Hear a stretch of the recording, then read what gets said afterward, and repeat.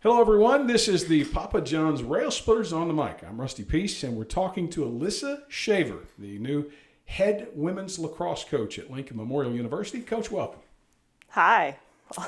It's been pretty much a whirlwind for you, hasn't it? You just got in town earlier this week, and you're already in your new digs here and getting ready to get into the grind here that will be women's lacrosse over the next several months. Yeah, so I was just moved in this weekend. I started attending practices yesterday. I've started meeting the team. I'm really excited. There's been a lot of energy. It seems like girls are really excited for this season, especially coming off of last season and not getting to play, a full game schedule. So I'm really excited to get in there for the next couple of weeks. Our last practice is November 14th, and then we're done until season. So I'm excited to see how they do these next couple of weeks. Tell us a little bit about yourself. I know that you're no stranger to the collegiate game, and tell us a little bit about your background. Sure. So I grew up in Flint, Michigan. I played lacrosse there in high school, and then from high school I went and played at the University of Detroit Mercy for 2 years. I left there for 3 years and took some time off from college, but while I was taking time off, I actually started coaching at the high school level, and I had a club team that I was running. Then I decided to go back and play at Lawrence Tech, which is also in Michigan. They were starting a new program. I came in on a team full of freshmen. I was 23 years old. And I got 3 years of eligibility there, so I was able to play for 3 years. In those 3 years, we went from a new program to going to the national championship. I ended up being able to finish my career with Marianne Meltzer, who I started playing for at Detroit Mercy. After that, I stayed on as her assistant for a year. I was able to learn from her, again, see what it takes to be a championship team. We took the team again to the national championship game. From there, I went to Lourdes University as the head coach. We were able to, in my first year there, have our first winning record the program has ever had. In our second year, we had the first winning conference record the program's ever had. And then I spent the last year at Urbana University, which was NCAA Division II, rebooting their women's lacrosse program. And then, unfortunately, the school closed due to COVID permanently this past spring. And now I'm here, which I'm really excited about. So it was one of those like blessings in disguise type situations. So I'm really happy to be here. I've definitely had a lot of different backgrounds in coaching with different levels and different types of players. So I'm really excited. Today's world of technology, I love the term rebooting the program. That's the first time I can say that a coach has used that term. Coach, for you, having played collegiate lacrosse, what do you think the toughest transition for you personally was going from a collegiate player to the coaching ranks? I think that going from being a player to a coach is really seeing everything that goes on outside of practice, like beyond the scope of as a player, you see your coach at practice every day. You might see them in their office, but really understanding what goes on outside of those hours, and that coaching is more than a full-time job. You're kind of on call 24/7.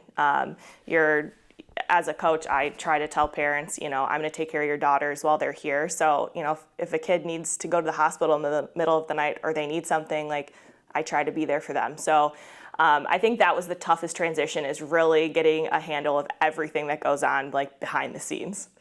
So let's fast forward a little bit and come to present day. Before we went on camera today, you and I were talking as I was setting up, and you mentioned that this is the latest that you've ever come into a new program, or a program, let's call it.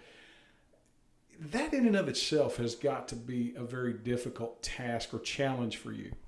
Yeah, it's definitely hard because, they've been practicing for a few weeks together. I think my graduate assistants here have done a great job keeping the team together, keeping them motivated, organizing everything, getting recruits to campus.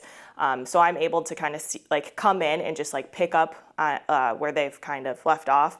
But it is a challenge because, we have 2 weeks and then they're going to be on break, and we're going to come back and jump into season. So we don't have a lot of fall ball time to prepare. for me to really build a culture during fall ball. So it's going to be, trying to get them to buy in the next 2 weeks and then carrying that over into season.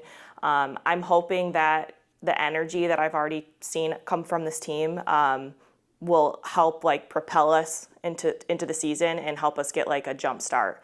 It's also with recruiting, a lot of these girls have visited between coaches, so it's just making a lot of calls, making sure that these girls who are interested in coming here, they know me, they know what I'm like as a coach and what I'm looking for, so that we can hit the ground running with recruiting too. So when this particular interview airs beginning Monday, you will have been with the team approximately a week. Yeah. What in that period of time have you identified as some things that the team really needs to work on and some things that are really going to be assets in the upcoming season? I think things we need to work on are, we have quite a few players right now who are working hard with our athletic trainer to get back on the field. So I think a big thing is getting healthy going into season. I have definitely noticed that, and a lot of them are putting in a lot of work outside of practice with rehab and taking care of their bodies. I think that the biggest asset is that everybody is excited. Last night, after practice, I said to someone, I don't think I've ever been at a practice with so much just energy. And I keep using that word, but it is just, the only time that they were silent was when I was speaking to them.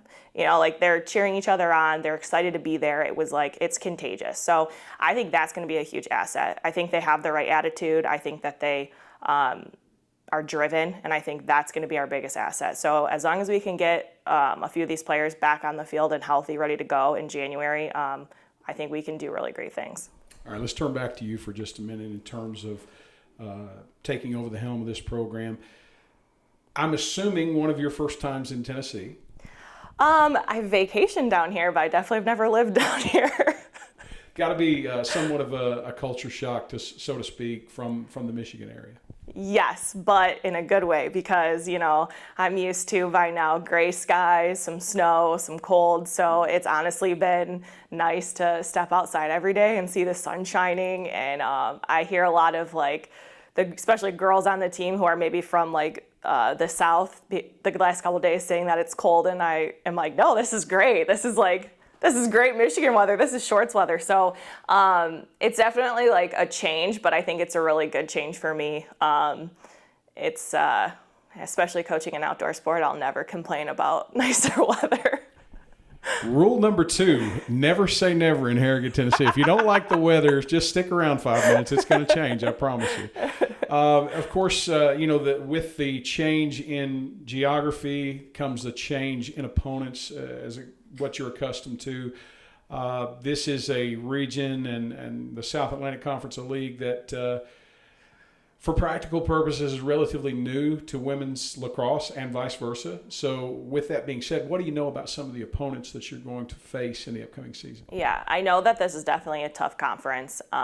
There's some teams in our conference who are definitely well-known with women's lacrosse. But with that, my philosophy with coaching is you have to play the best to be the best.